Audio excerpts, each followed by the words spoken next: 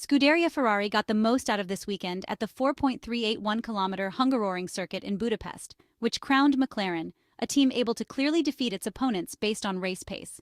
Lewis Hamilton did well while Max Verstappen struggled. In the early phase of the Hungarian Grand Prix, the Dutchman suffered from a lack of rotation, which was also evident in the qualifying session. The RB20 single-seater showed a balance too shifted towards the rear.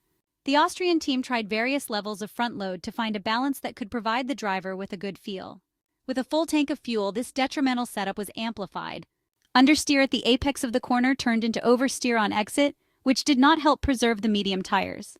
In the very early phase of the race, Lewis Hamilton managed to get close without being able to attempt an overtake. Mercedes managed the medium tires very well, trying an undercut on Max Verstappen by choosing the hard tires 3 laps early.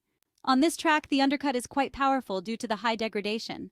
So the new Pirelli white-circled tire was therefore more performant than the used hard tire in the initial laps. Given the layout and track surface temperatures, it was not difficult to find sufficient temperature to activate it. The two Ferrari SF-24 cars managed the medium tires correctly. They did so by extending the stint while maintaining a good pace, even though they performed a lot of tire management, with the two Ferrari race engineers Brian Bozzi and Riccardo Adami often giving their drivers suggestions on where to limit tire saturation. Such practice is widely part of Formula One, as with a high amount of fuel on board, the tires tend to increase their wear.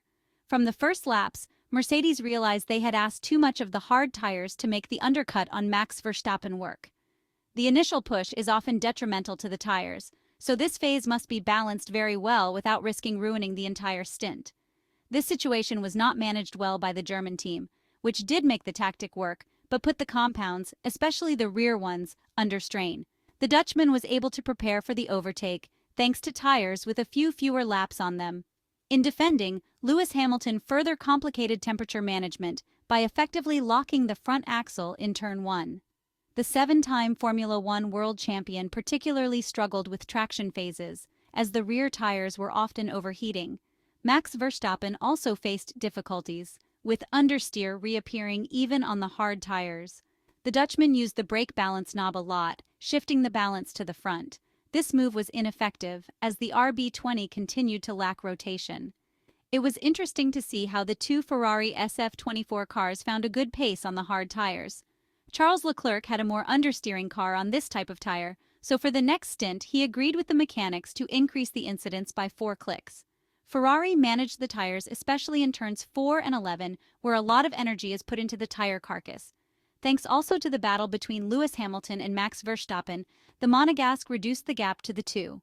Then, reaching the final phase of the tire after temperature stabilization, Ferrari considered a stop with Charles Leclerc to undercut Max Verstappen. The Red Bull team decided to prolong his stint and was effectively losing a lot of race time. The McLarens waited as long as possible to pit and switch to the medium tire.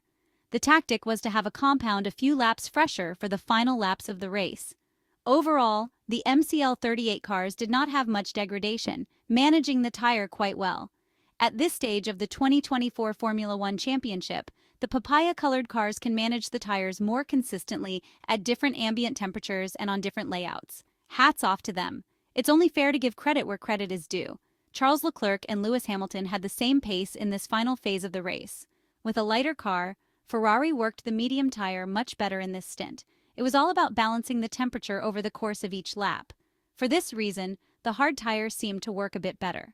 For the same reason, with less fuel in the car, the handling of the SF-24 improved and consequently the race pace. But it is clear that the Ferrari SF-24 car still struggles to find pure rhythm. Mercedes chose the hard tire for the last part of the Hungarian Grand Prix. It seems this option was not the ideal one for Lewis Hamilton, who had indicated that the white-circled tire generated too much understeer.